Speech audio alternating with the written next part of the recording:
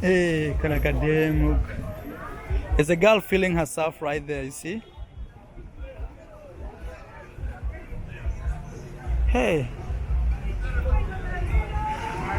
I think she must be a Spanish girl. Hey girl, do one for the camera. Do one for the camera if you like. Okay, man.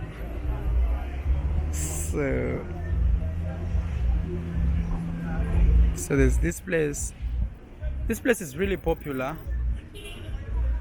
It's called Tiki Bikini Hut. It's super popular. And it looks more of a local place. You know? Looks really popular. People come here to just have a drink and, you know, let's see what is happening here. This is like the only spot I've seen popping. I think I may come tonight here. Tiki Bikini Hut.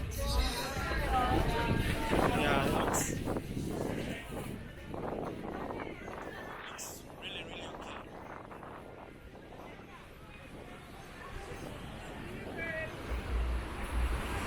okay. Wow.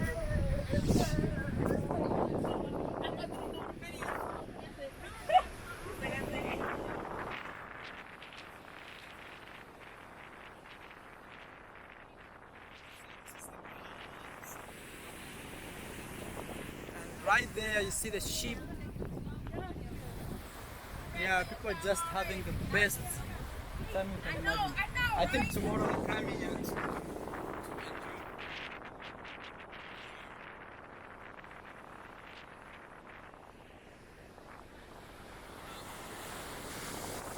Wow, these waves are there.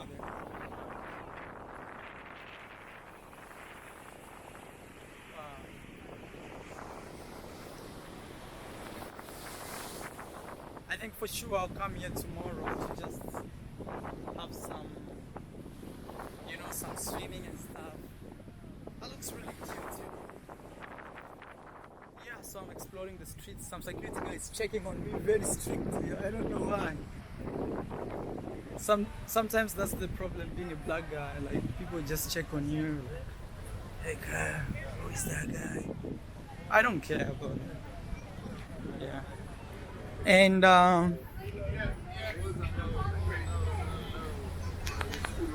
another thing that really pisses me off is when you travel as a black traveler. And it's like this place is called Tiki Bikini Hut. I think I'll come here tonight. Yeah, Tiki Bikini Hut. So another thing that really pisses me off is when you travel as a black traveler. You go to restaurants and people tell you like this: do you know this food is $20? You know, like they already presumed you can't buy it. They already like had it in their mind, like you can't buy it. That really pisses me off a lot. And sometimes I rebuke them by saying, so you think I can't afford? And they keep quiet. They go, shh, you know? Yeah, I saw that in Jamaica and some other places too. But I don't know, they want me to look in a certain way. Maybe in a suit. You know, man, this life is just crazy, man. Yeah. But that aside, I'm telling you, just travel, man. Get your passport out there. Go out, explore the streets. These are the streets here. Yeah. So I don't know if I should remake this video by saying these are the misconceptions traveling as black. Yeah, number one, people think like you can't afford, okay? So they're always like, wait, I want to show you something here in the streets. Hi. Hi.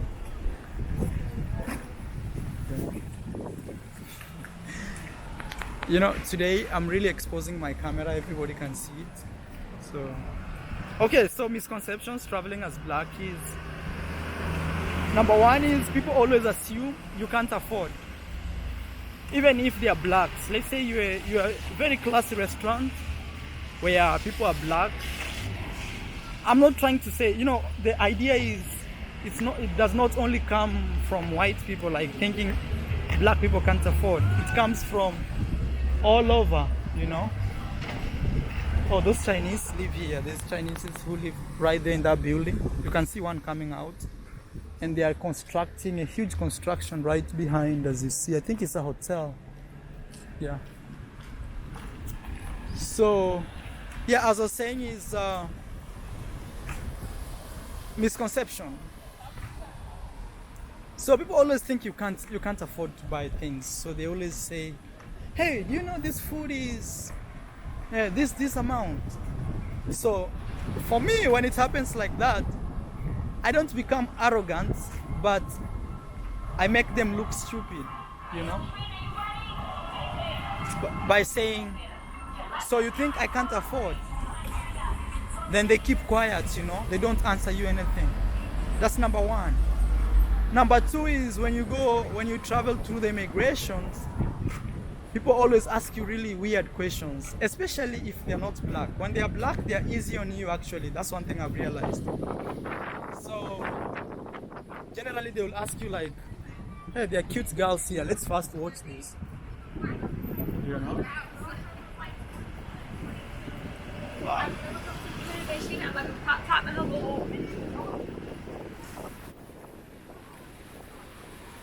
Bahamian dream.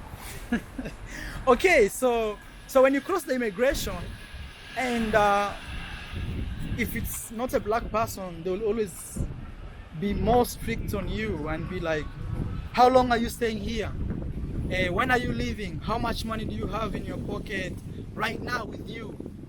You know, where are you staying? Do you have a phone number?" Those are normal questions people ask you, but I can tell you, other places they tend to be like super strict in terms of like how they're asking you know, until you feel like, wow, man, it's like they're telling me, "Just leave, we don't want you here."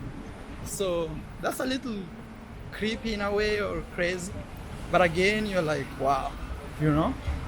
So as I tell you the story, we have McDonald's here. Not one of my favorites at all. I always don't like these fast foods. I feel like they bring problems to us. And these are the streets.